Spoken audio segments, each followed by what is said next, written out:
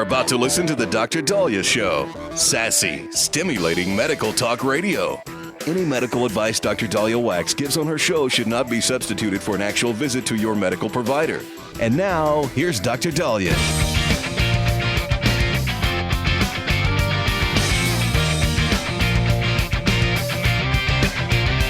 All right, we are back on the Dr. Dahlia Show, 1-877-Dr. 1-877-DOC-DALI. So we have some breaking news. This was a shock. Former First Lady Jill Biden's ex-husband has been charged with the murder of his wife. Now, I know that's a little confusing as to but Jill Biden was previously married before she married Joe Biden, the president. Her ex-husband, whom she separated with prior to marrying Joe, there's been a lot of debate as to if they were dating before or not. They separated, she and her former husband, William Stevenson, I think back in the 70s. Officially divorced by 75. Sadly, we are being told that his wife was murdered, and he has been charged with first-degree murder. The Independent is reporting that Bill Stevenson, 77 years old, was arrested Monday in charge of first-degree murder of the death of his 64-year-old wife, Linda Stevenson. Now, this, I guess, happened over a month ago. I would think this happened back in December. But officers from Newcastle County Division of Police responded to reports of a domestic dispute at a residence in Oak Hill in Wilmington, Delaware, late on December 28th.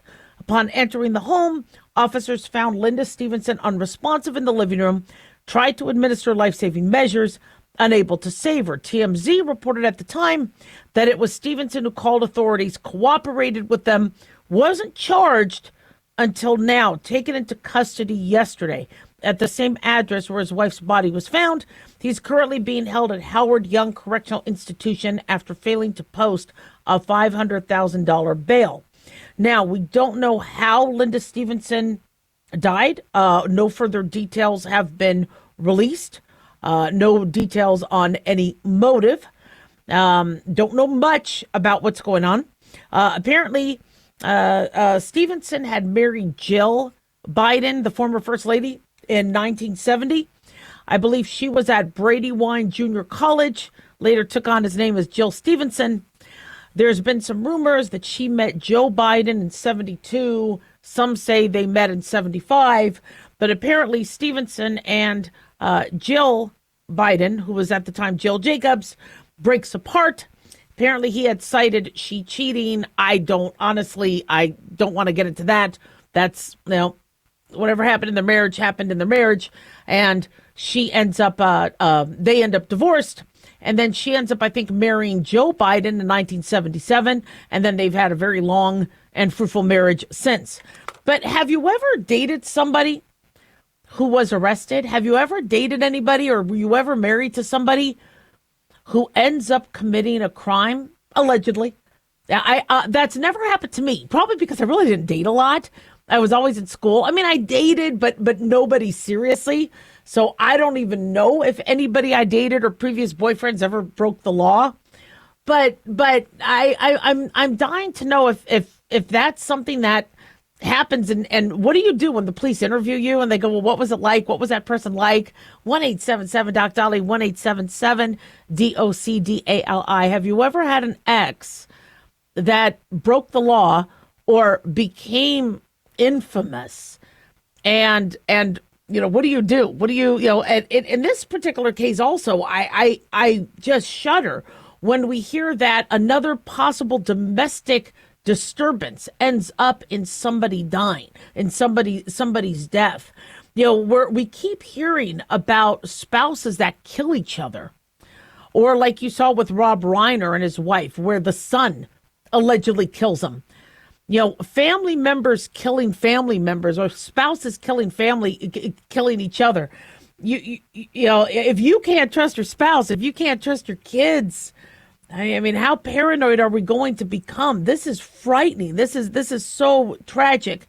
So we don't have a lot of details as to what happened, but we talk about domestic violence, we talk about domestic issues, and we can't emphasize how important it is to identify, because many of us could be living with somebody currently that will be the one to end our life.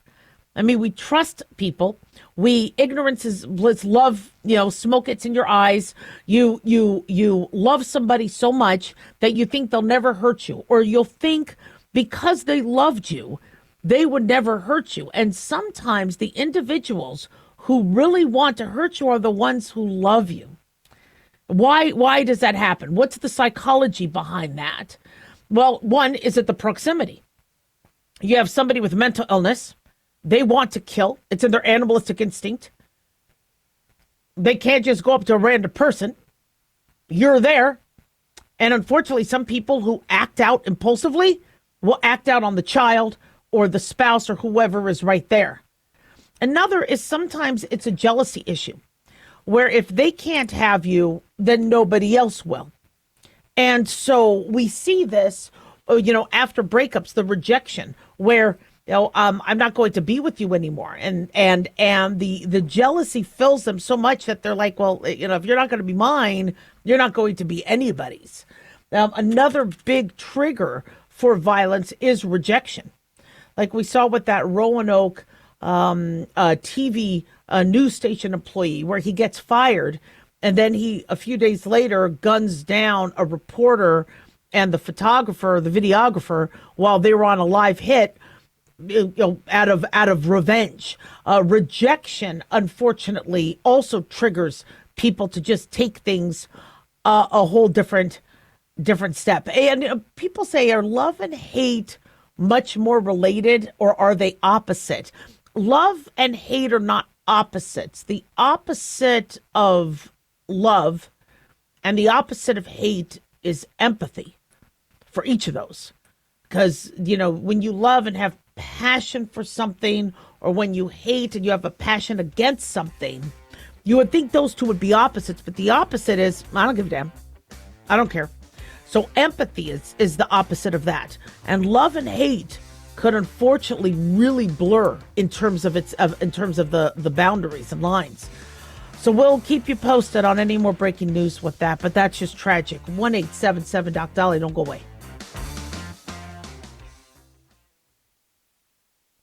Hi guys, Dr. Dahlia here. Addictions can sneak up on us and come in many forms. Whether it's drugs, alcohol, sex, video games, porn, or something less obvious such as food, internet, or shopping, addiction can seem innocent at first and then evolve into an insurmountable evil. In our book, Addiction Basics, Caitlin Kalikas and I dive into the common addictions and provide tips for identifying and preventing these before they sneak in and take over our lives. Addiction Basics can be found on Amazon or my website, drdahlia.com. Check it out.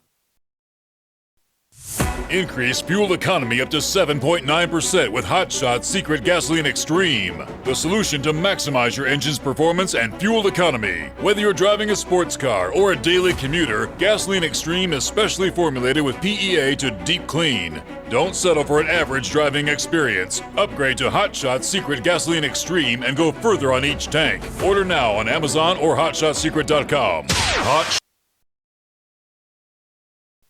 Have you ever thought you'd like to buy and sell houses but didn't know how or where to get the money? My name is Ron LeGrand, and over the past 40 years, I've bought over 3,000 houses without using my money or credit and taught thousands to do the same. Today, even in a virtual environment, we buy nice houses in nice neighborhoods using no banks, realtors, contractors, or other costly entanglements, and build huge cash flow and wealth without the hassle of tenants, all without credit and little or no money. You don't need a license or experience, and I'll show you exactly how it's done.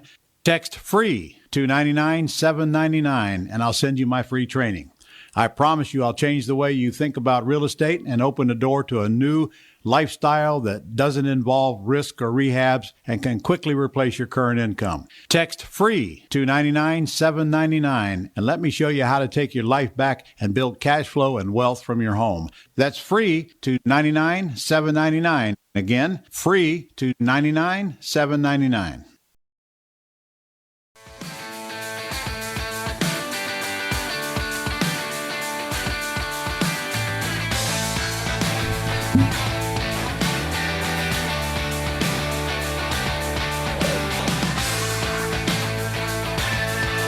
back on the Dr. Dahlia Show. Thank you all for tuning in. 1-877-DOC-DALI, 1-877-DOC-DALI. Please follow us on Twitter, Facebook, and the Dr. Dahlia Show.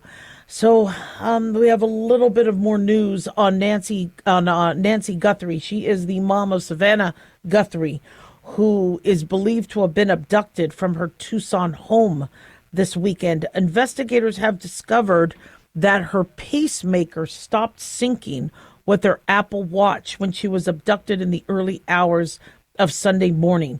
Police sources revealed that the 84-year-old's heart device stopped, according to Fox News, sending data to her watch around 2 a.m. Sunday. Investigators, according to Daily Mail, told the outlet that Nancy's Apple Watch was left inside her home, which likely means the devices stopped syncing when the pacemaker was out of range from the watch. Apple Watches, as you know, allow us to sync certain health metrics with us. We could even have our pacemaker synced with it, and it can show us our heart rate and our heartbeats and a variety of other things. The watches are cool. They're still not at the tech that I would love them to be. I mean, people will say, I feel dizzy, but my heart is fine. The Apple Watch says I'm fine. I'm like, well, it's not a 12-lead EKG. You don't really have the monitor attached to your heart. It's picking up your pulse, which is nice, but that's not as accurate and in-depth as I need. But I do love the idea that there are some metrics that it's picking up on.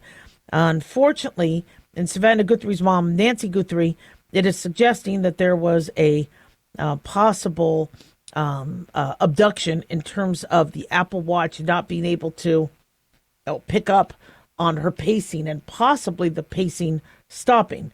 Now, pacemakers are implanted devices. We implant them as a surgery to treat irregular heart rhythms.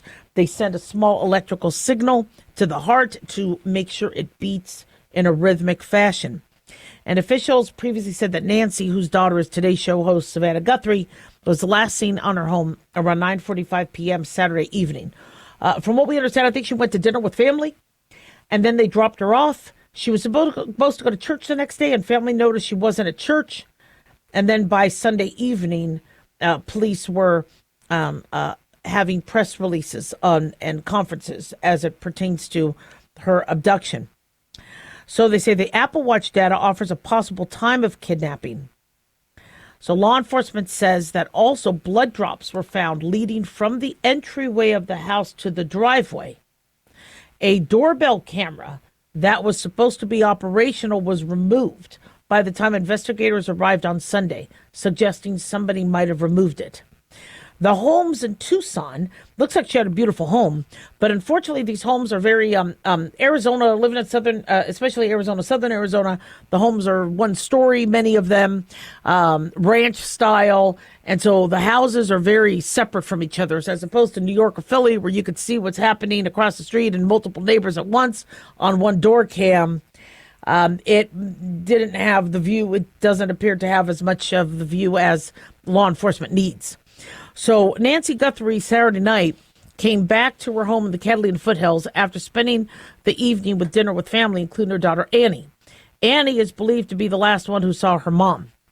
By 2 a.m., Guthrie's pacemaker syncs with her Apple devices at home for the last time. So they believe that she was taken out of range of her Apple Watch by 2 a.m. Nobody saw her at church at 11 a.m. the next day. Family members go to her house. By 11:10, find it empty. By 12:15, Pima County Sheriff's Department receives a missing person call. Her car, phone, and wallet were still inside the home, and then they found the blood drops and the camera removed. So Sheriff Criffinanos thinks that she was taken against her will anywhere between 9:30 p.m. Saturday to 11 a.m. Sunday. The home is now being treated as a potential crime scene. Homicide detectives are involved. And so they do believe they have concerning, quote unquote, evidence of foul play. Just absolutely frightening that something like this could happen. She's 84. Why anybody would want to abduct her? Why there's a lot of questions. Is it related to there's now all these conspiracies and rumors. Is it that somebody wanted to ransom her against Savannah? Was it, you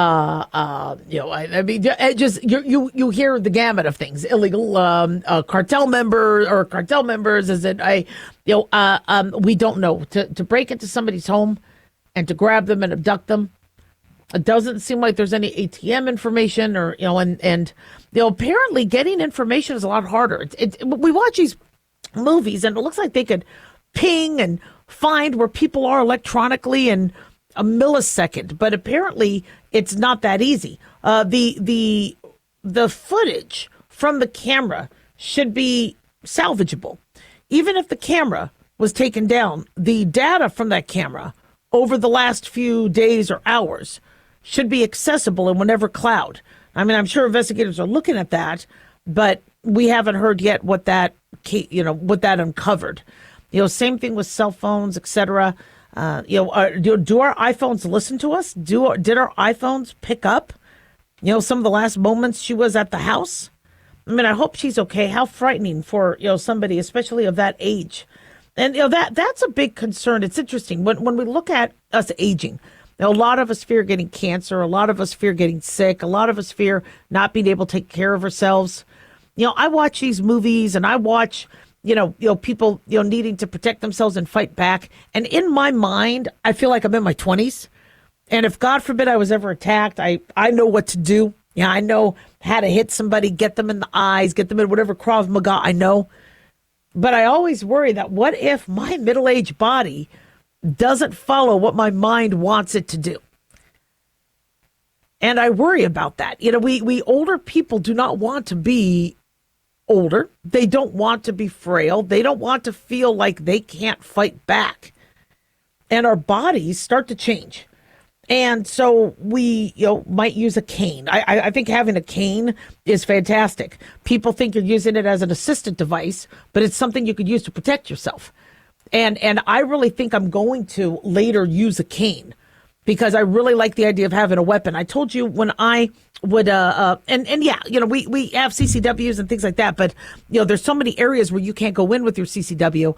I want to know that I have something if I need, if somebody was going to want to try to abduct me, I doubt they would. Usually people want to abduct quiet people, people that don't make a lot of noise. I would drive them crazy, but still, God forbid, I would, when I was in college and I didn't have a car and I would be coming home from work at 11:30 at night after working at Jack in the Box. And it wasn't the safest area where I was walking.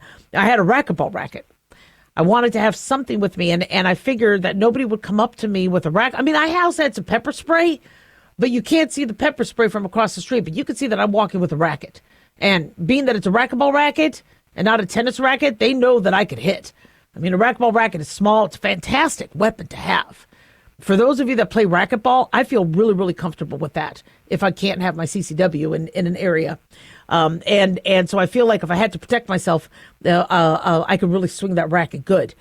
But for those of us who are starting to age and we feel like we're, not going to be at our safest, there's only so much our alarms can do. There's only so much our cameras can do. I mean, I'm assuming she had an alarm system. I'm assuming she had something that could protect her, and I don't know why. We don't know. We're just guessing. But it sounds like this was from what the media is discussing, that this might have been somebody that had access to her house.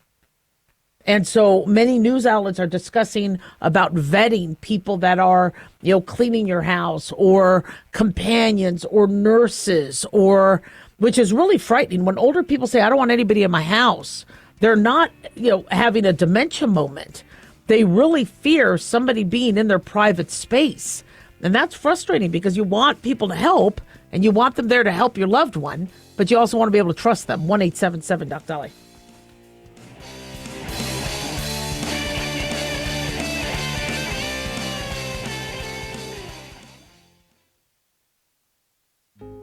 Hey guys, it's Clyde. You know, we've had a lot of requests for Ground Zero merchandise, so we put together an online store with a big variety of high quality items. I'm really excited to let you know about these things. We have a lot to offer you and your loved ones. In addition to our regular apparel, such as t-shirts, beanies, hoodies, and hats, we've expanded our product line with posters, flags, aprons, mugs, and a whole lot more. We also have Ground Zero collectibles along with a limited edition of items like a Clyde Lewis canvas portrait, a Ground Zero embroidered jacket that will certainly make for great gifts and for interesting conversations with family and friends. And we now offer publications such as Ron Patton's book about mind control, MK Zine, and back copies of the official magazine of Ground Zero while it was in print.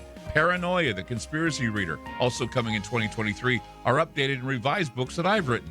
There's a secure and easy-to-use shopping cart for your purchases. So shop today at our official store by going to groundzeromerch.com. Again, that's groundzeromerch.com. Hey, America. How tired are you of mainstream corporate media's biased narratives and manipulated news? Their dishonesty and attempts to influence this generation have been exposed, put on display for anyone who's even half paying attention. But the New American Magazine has been an honest source of news and commentary for over 50 years. This is your opportunity to receive the stalwart of principled journalism at a deep discount. Picture a beautifully published magazine arriving at your doorstep twice a month, packed with insightful stories written with integrity. It's also available digitally on the New American's mobile app. Get up to speed with intelligent coverage from a freedom perspective. Right now, for a limited time, the New American is available to radio listeners at a 25% discount on a new subscription. Visit thenewamerican.com/radio25 and receive 25% off. Subscribe today at thenewamerican.com/radio25.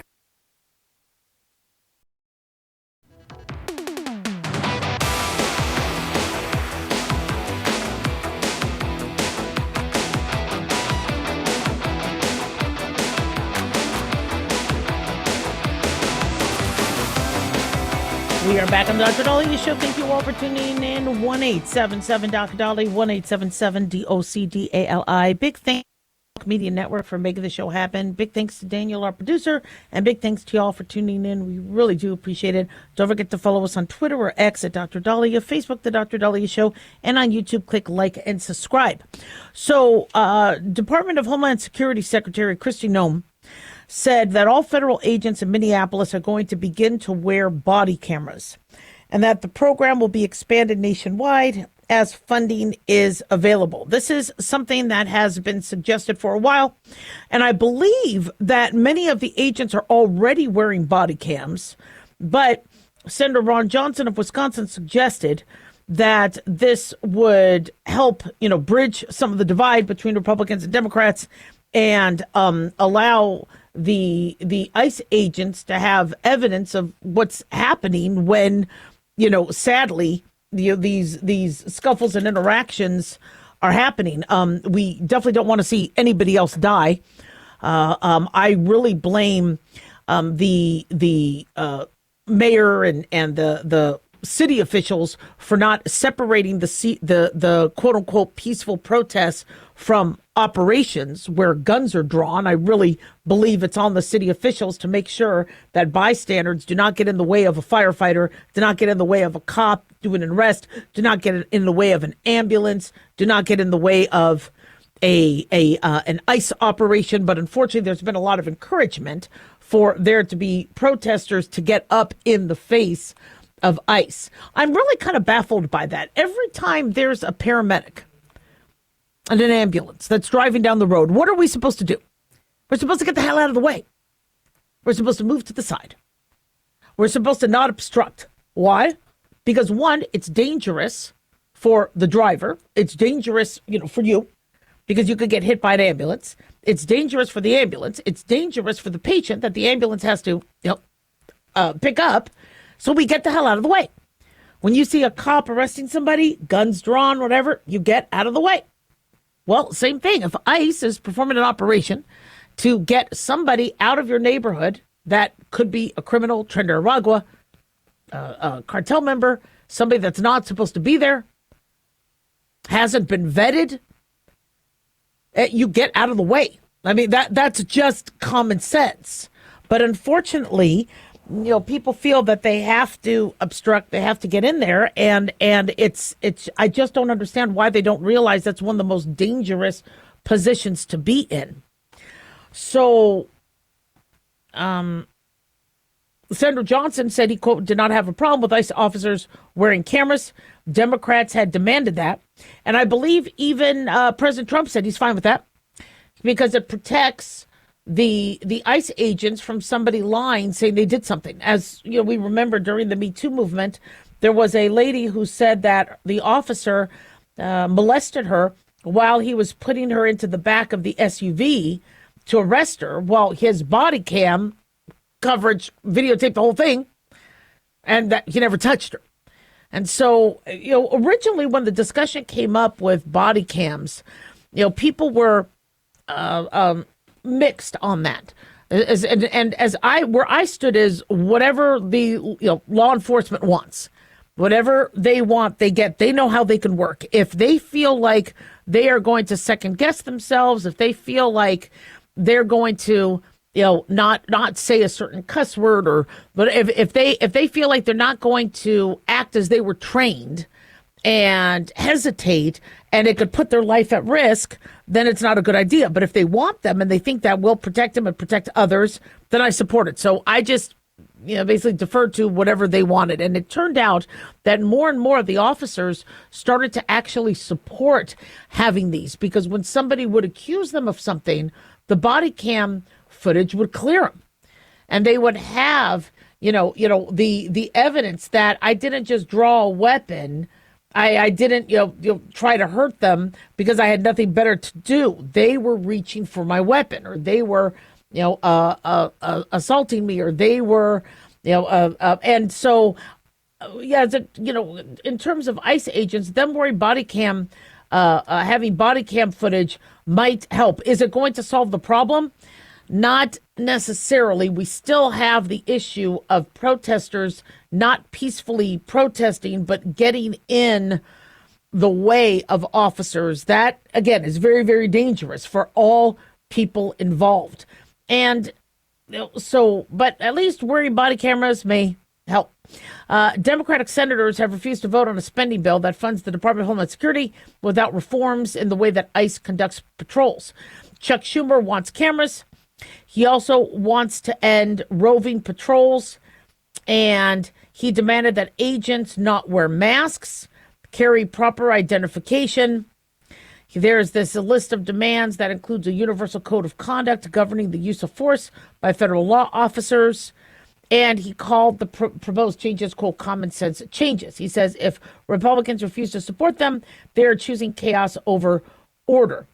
Now, one issue that agents have come under criticism for is arresting and pepper spraying demonstrators or people who are filming or following them. This is a concern as it pertains to their safety. The ICE officers are, what people believe is, they're only going after abuelas, grandmothers. If ICE officers are going after cartel members, if they are going after spies, if they are going after crime syndicates, their life, their kids' life, their family's life is in jeopardy. They are wearing face protection to protect their identity and to protect their family and to protect anybody that might also look like them. Because as we know, certain criminal elements are very, very dangerous. So when you have Democrats say, no, they have to completely expose their face, they're doing that because they want people to not join ICE. They want people to be afraid to arrest crime syndicates and criminals and cartel members. And that's not right. Now, if they have a job to do, they need to, the politics is ridiculous. And I don't want to see any protester get pepper sprayed, but that's on the city officials. Get the protesters away. They could peacefully assemble in any part of the city, but not where there's an operation happening. If there's a fire and a building burning, that's not where you have your peaceful protest. Get everybody away because there could be harm that's done. And so if somebody does not want to be videotaped, and that also extends now to, just I've seen people, I'm eating at a restaurant, I'm whatever, and I'm seeing people videotape me. Now, I'm no major celebrity. I mean, I could just imagine what celebrities go through. But if I don't want to be videotaped, what are my rights? Now, if somebody is videotaping or trying to take a picture under your skirt, they will get arrested. But somebody taking a picture of you on the street and you don't want them to take that picture and doctor it up and do something with it? That's, by the way, doctor it up. Why does that term doctor it up come into play? To doctor something up suggests that you're manipulating it, you're changing it, doctor something up means you're fixing it. You're making somebody healthy. So I don't really like that term, doctoring it up. But if somebody doesn't want to be videotaped, they don't want to be they should have a right to say no. And when they don't say no, do you have a right to take their phone? You don't. If you take somebody's phone, the law is against you. So I think the compromise is body cams. I think body cams are a great idea. We need to make sure ICE agents are safe. We have to stop the psychological torture that protesters are doing to them.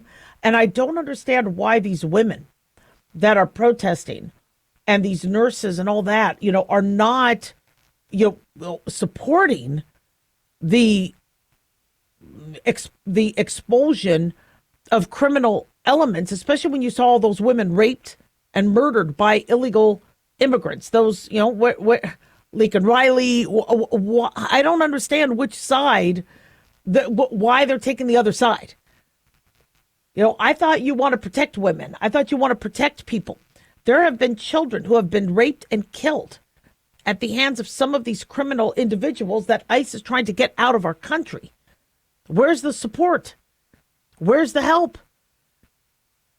If there is somebody living next to you that's a cartel member, don't you want them out? No, they're anti-ICE. They're anti-president. Anything Trump or ICE, and it's really gotten to be an absolute mess. And it'd be really nice to see what the Democrats are standing for, because if they aren't there for protecting women against rape and criminal elements doing what they've done to many women over the years, then I mean, what are they the party of? 1-877 Doc Dolly, don't go away.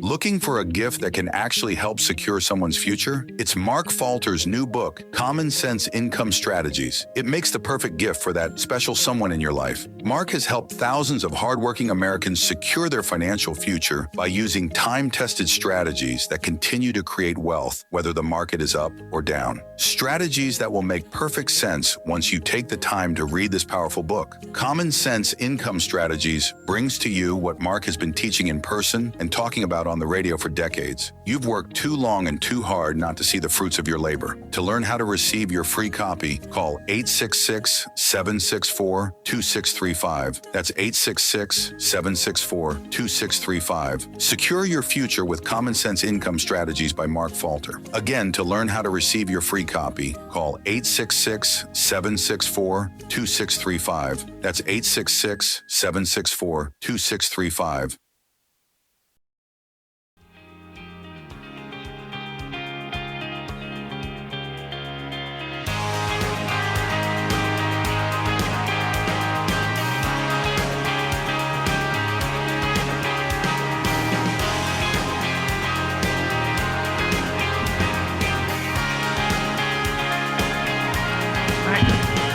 We are back at the Dr. Dahlia Show. Thank you all for tuning in. 1-877 Dr. Dali, 1-877 DOCDALI.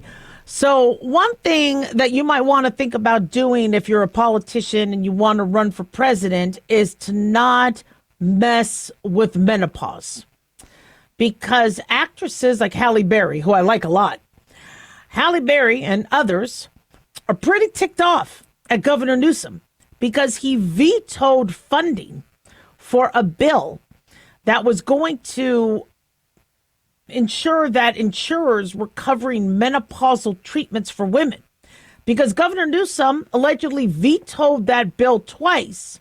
Halle Berry has given him a thumbs down and not supporting him, and others as well. And so you don't mess with menopause. You don't mess with women in their menopause. And let me give you a little bit more of detail, and then I want to say a couple things about this. Now, I didn't know much about this this bill. Apparently in California, they were trying to pass the Menopause Care Act. And Governor Newsom vetoed it, saying it was too far-reaching, it was going to increase costs, etc. And he said he was going to make good with Halle Berry, and she said no, he didn't. In an interview with The Cut, she said she won't be supporting Newsom if he runs because he failed to reconcile with her. She accused him of vetoing a bill that would have ensured insurance coverage for proven menopausal treatments. As you know, Halle Berry was a Bond girl. She was Storm and X-Men, gifted actress. I'm a huge fan. And she told The Cut that it's disturbing when people say they're going to do things and then don't. But he heard what I said. If he is going to run to be our next president, he can't sleep on women. Wake up, Gavin. And so she said, I believe when women are struggling silently through perimenopause and menopause, trying to hold their families, careers, relationships, communities together, it doesn't just affect women, it affects every household. So the governor's office called Berry's comments very unfortunate. They say Ms. Berry's remarks are very unfortunate given the governor's proposal put forward today to support menopausal care through the state budget. Good. See, squeaky wheel gets a grease. And he said, I guess as it is now, there's like AB 432. So the proposal would mandate insurance policies or healthcare plans to cover FDA-approved menopausal treatments. That includes non-hormonal medication, hormonal replacement therapy, and the mandate would apply to any renewed or new guidelines issued after July 1, 2026. So one thing I'm seeing as a physician is people who need testosterone, people who need progesterone, estrogen, many of these hormone therapies are not covered, especially bioidenticals. So you have various different ways where you could get hormones. And how insurance works is if there's an FDA-approved pill that has gone through the FDA screening, they might cover that. But a lot of people don't do well with the oral because hormones are not these aliquoted dosings that might be distributed a certain way depending on how that pill is metabolized. You know, hormones have pulses, and there's different ways that the hormones are triggered and then released, and then how they act.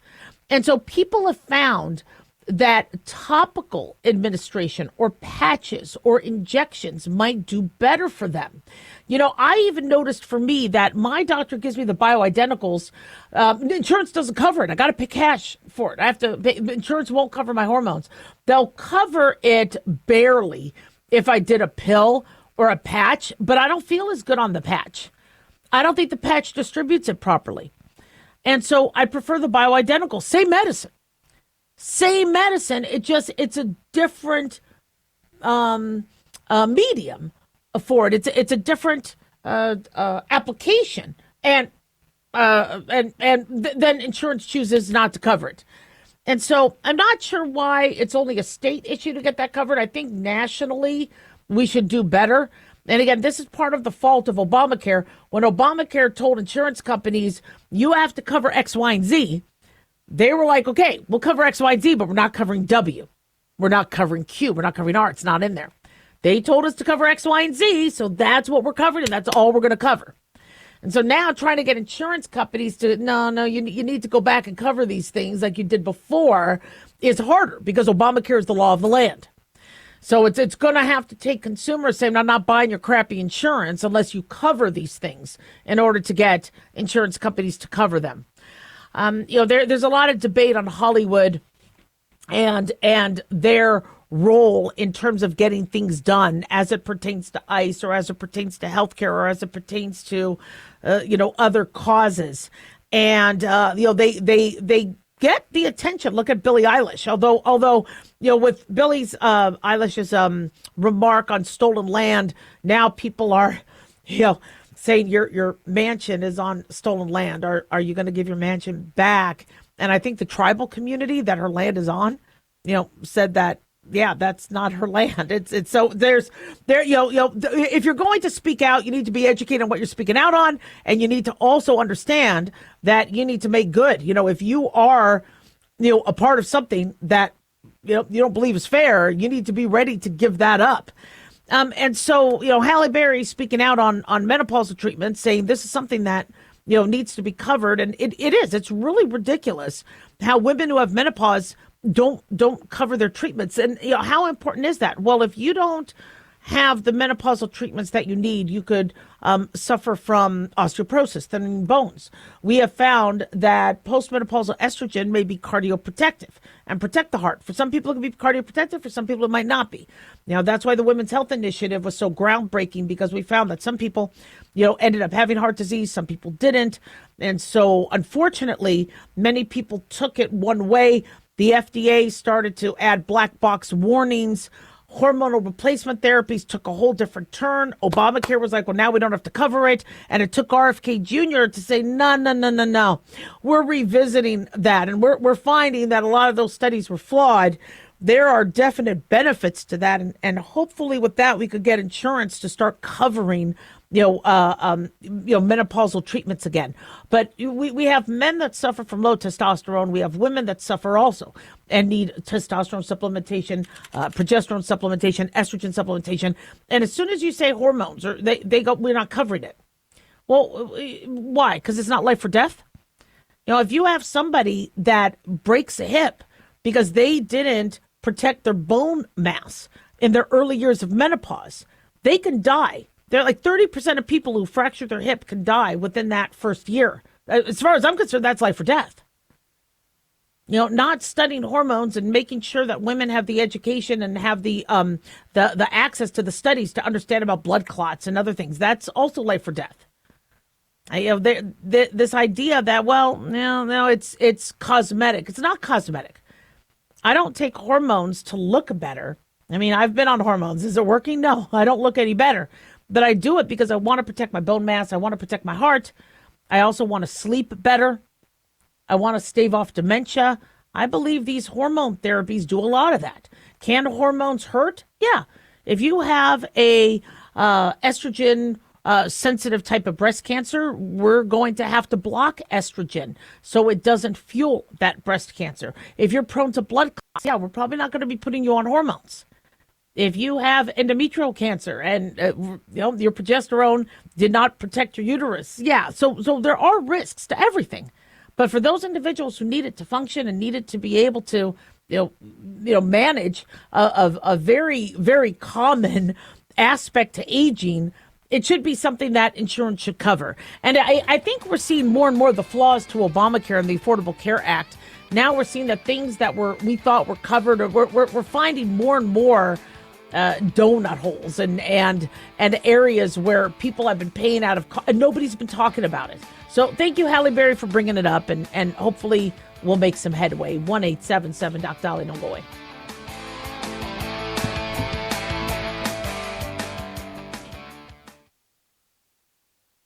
Looking for an easy read that can actually help secure someone's future? Pick up a copy of Mark Falter's book, Common Sense Income Strategies. For the past 30-plus years, Mark has helped thousands of hardworking Americans secure their financial future by using strategies that continue to create wealth, whether the market is up or down. Strategies that will make perfect sense once you take the time to read this powerful book. Common Sense Income Strategies brings to you what Mark has been teaching in person and talking about on the radio for decades. It's not rocket science, it's a pretty easy read. You've worked too long and too hard not to see the fruits of your labor. Common Sense Income Strategies is available now on Amazon or by calling 866-764-2635. That's 866-764-2635. Common Sense Income Strategies by financial fitness show host Mark Falter. Secure your financial future today.